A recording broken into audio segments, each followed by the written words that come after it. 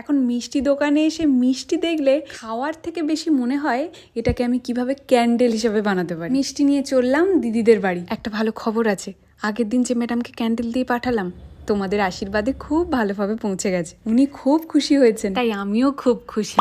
উনি কিছু ছবি শেয়ার করেছিলেন, দেখো দুর্গা মাকে দিয়েছেন, কি যে ভালো লাগছে বোঝাতে পারবো না।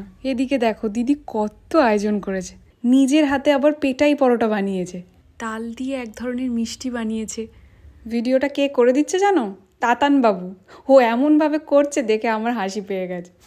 এদিকে দিদি আর টুকি, দেখো মিষ্টিটা কি নরম না, এর মাঝের অংশে নারকেল আর চারিদিকে তালের আঁঠির রস দিয়ে বানানো। এই মিষ্টিটাও কি নরম, কি একটা নাম বলেছিল এটার, ভুলে গেছি। খেতে কিন্তু দারুণ।